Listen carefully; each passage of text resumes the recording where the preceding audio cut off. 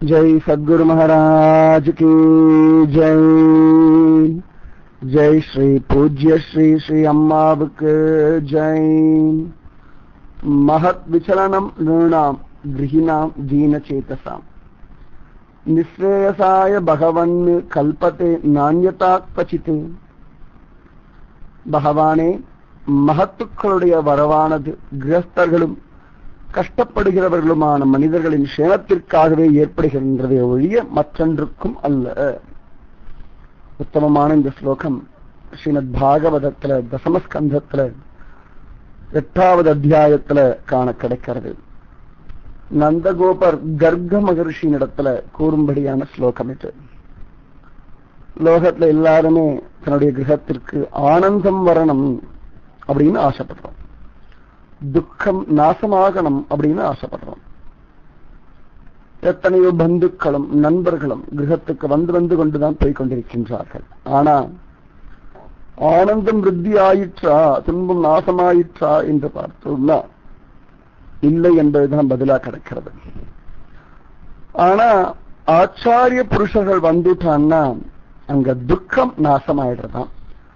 துக்கத்திற்கு காரணமான அகம்பாவமும் மமக்காரமும் அழிந்து விடுகின்றது, ஞானம் சித்திக்கின்றது. அதனாலேயே அத்தியாச்சரியமான ஆனந்தம் லபிக்கின்றதாம். சத்தியம் அதுதான். அதனாலதான் நந்தகோபர் சொல்றார், கர்க மகர்ஷியை பார்த்துட்டு, பெரியவாள்லாம் நம்ம மாத்துக்கு வரலன்னு சொன்னா அதெல்லாம் எங்களுடையதான துக்கம் நாசமாகறதுக்காகத்தானே ஒழிய வேற ஒரு காரணம் இல்லை. எங்களுடைய க்ஷேமம் விருத்தி ஆகிறதுக்காகத்தானே ஒழிய வேற காரணம் இல்லை. சத்தியம் அதுதான். குருவுடைய சரண கமலங்கள் நம்ம இருக்கும்படியான கிரகத்துல படுறதுன்றது 1000 கோடி ஜென்மாவுடையதான பரமபாக்கியமான ஒரு காரியம். அந்த காரியம் நிஜமாவே பரமானந்த திறந்ததை கூட சந்தேகமே வேண்டாம். பகவானியே பெற்றவர்களா இருந்தாலும் கூட சமயத்துல கொஞ்சம் அஜ்ஞானம் வந்துடுறது. சமயத்துல குருதான் நம்முடைய அஜ்ஞானத்தை நாசம் செய்ய வேண்டியிருக்கு.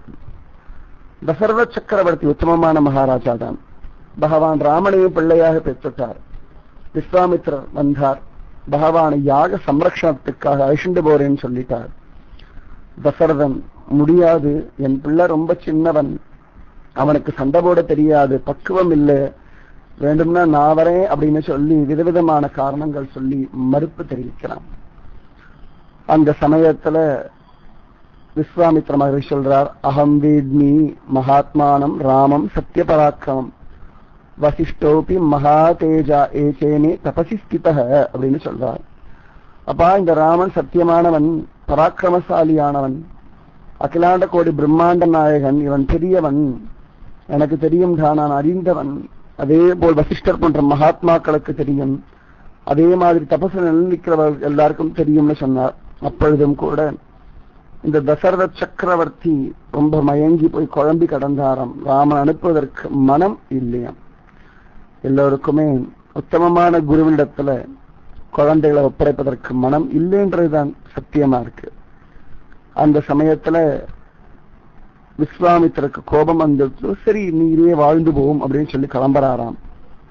அப்பொழுது வசிஷ்டர் எழுந்தார், கொஞ்சம் இருங்கோ அப்படின்னு சொல்லிட்டு தசரத சக்கரவர்த்தியின் இடத்துல, அப்பா, இந்த ராமன் இவர் கேட்கிறார்னா தன்னுடைய பலத்தினால ராட்சசர்களை அழிக்க முடியாம இல்ல, அவர் உன் பிள்ளைய கேட்கிறார்னா உன் பிள்ளையுடைய ஹிதத்துக்காகத்தான் கேட்கிறார். தவ புத்திர ஹிதார்த்தாய துவாமுபேத்யாபி ஜாயத்தே, உன் பிள்ளையுடைய க்ஷேமத்திற்காக தாண்டா அவர் இங்க வந்திருக்கார், வேற எதற்காக அவர் இங்க வரல. இந்த நீர் ராமனை அனுப்புறதுனால ராமனுடையதான பெருமை இன்னும் லோகத்துல பிரகடனமாகும். ராமனுடையதான தபஸும் ஆனந்தமும் இந்த முனிவருடைய கிருபா கடாட்சத்தினால, இந்த மகாத்மாவுடைய அத்தியுதமான அனுகிரகத்தினால விருத்தி ஆகும். அதனால நீ ராமனை அனுப்பி வைடா இவரோட அப்படின்னு சொல்லிட்டாராம் இந்த வசிஷ்டர். உடனேதான் தசரத சக்கரவர்த்தி ராமனை விஸ்வாமித்திரரோட அனுப்பினார்.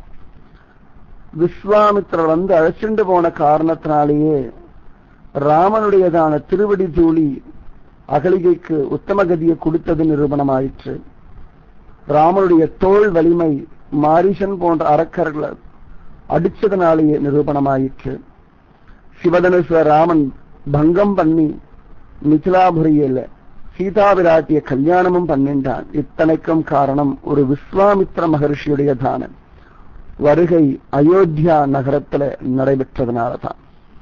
அதனால மகாத்மாக்களுடைய வரவானது கிரகஸ்தர்களுக்கும் கஷ்டப்படுகளுமான மனிதர்களின் க்ஷேமத்திற்காக மட்டுமே அன்றி வேற எதற்காகவும் இல்லைன்றது நன்னா புரிஞ்சுக்கோங்க. அதனால உங்களுடையதான கிரகத்துல குருவுடையதான திருவடி தோழி படணும்னு திடமா பிரார்த்தனை பண்ணுங்க. பிரார்த்தனை பண்ணியாச்சுன்னா குருவுடைய சரண கமலங்கள் நிச்சயமா அதில் பதிக்கும். குருவுடைய சரண கமலங்கள் பட்டெடுத்தன அந்த கிரகம் ஆனந்தத்தை தவிர வேறதையும் அனுபவிக்காது என்பது சத்தியம்.